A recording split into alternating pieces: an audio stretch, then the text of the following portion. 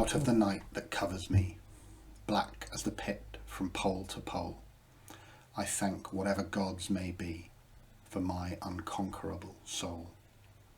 In the fell clutch of circumstance, I have not winced nor cried aloud.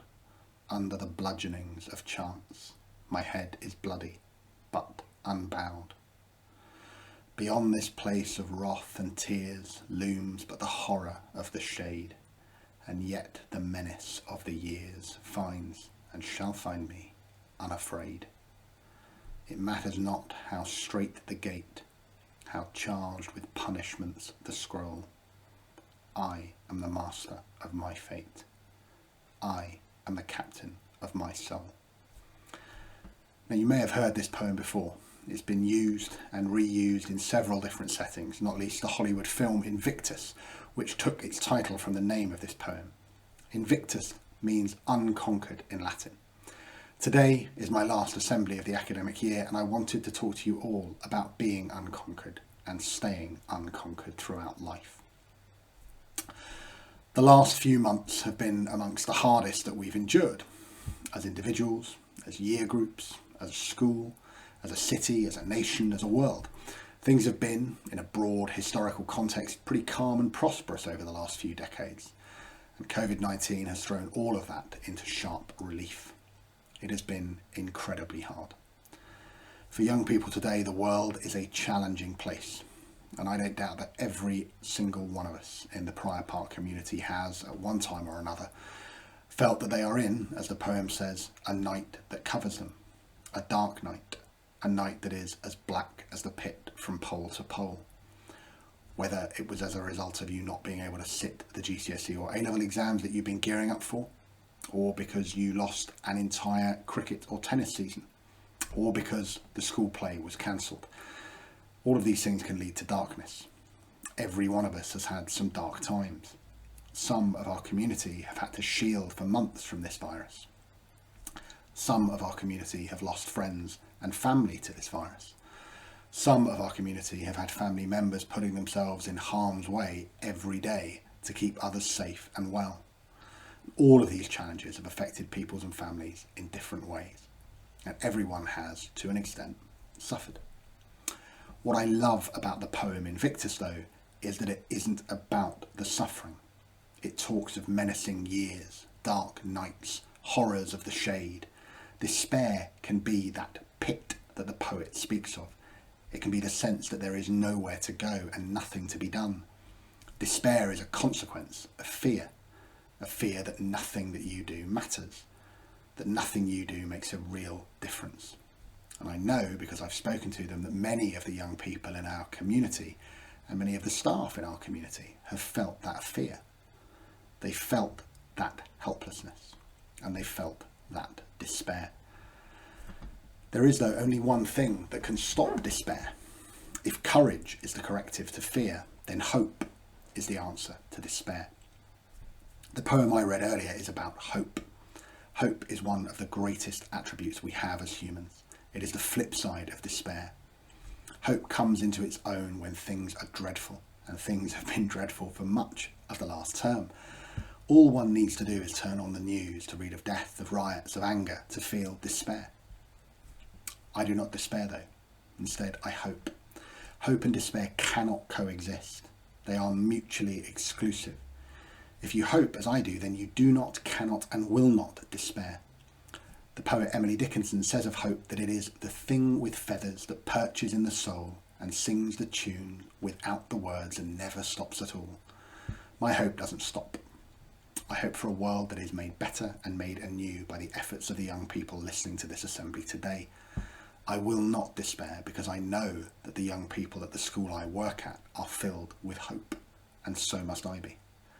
When I look at what they've achieved over the past year, how can I feel anything but hope?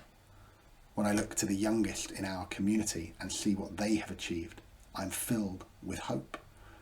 When I see how hard they have worked at home under the guidance of their teachers and their families, hope fills me up. When I award prizes for efforts, commendations for outstanding work, and see the joy of a job well done suffuse their faces, any despair I might have felt melts away. when I see the way in which the Prior Park community pulled together to supply PPE for care workers, when tens of thousands of pounds were donated by you, and when tens of thousands of pieces of PPE were built and distributed by the team, how can one not but hope? When I look to those leaving us this year and the work that they have done to make our community more inclusive, more empowered and more kind, I'm chock full of hope for the difference that they will make to their world and thus to mine. Prior Park is a school where hope thrives because it is a school where love thrives. As the Beatles said, all you need is love, and they are right.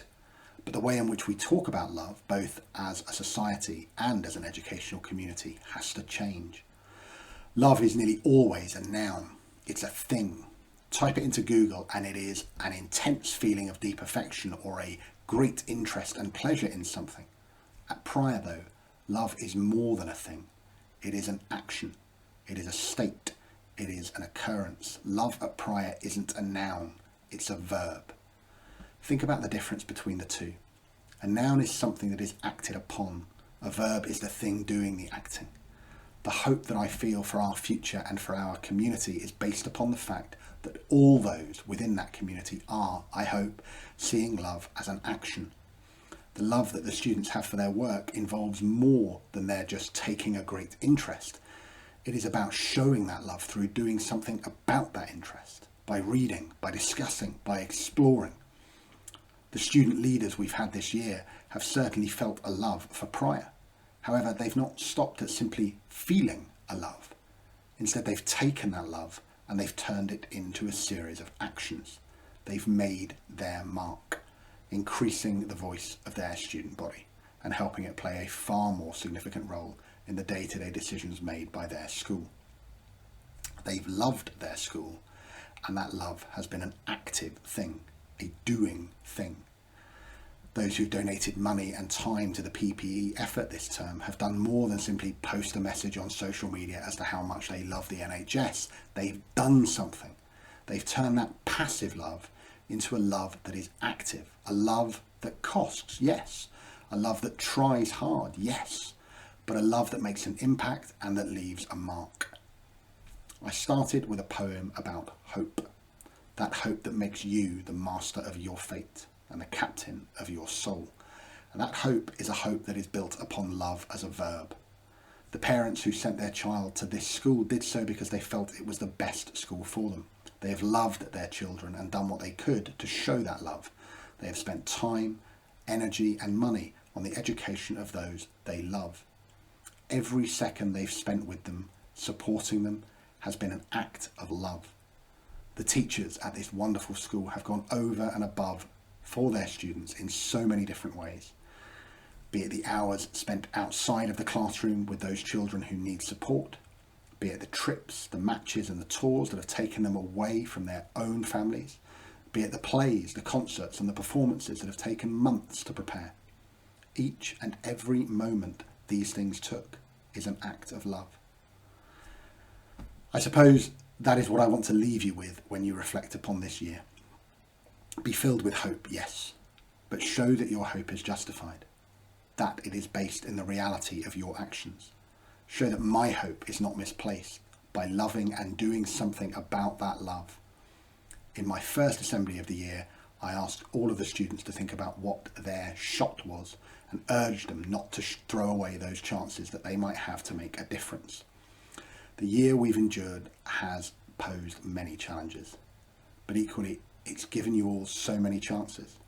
The world of the next few years is going to throw a lot more chances your way.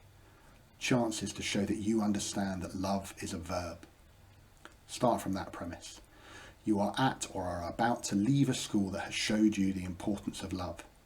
If you take away one thing from this year, this assembly, then take that away. All you need is love.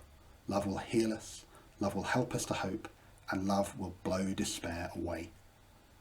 Have a great summer.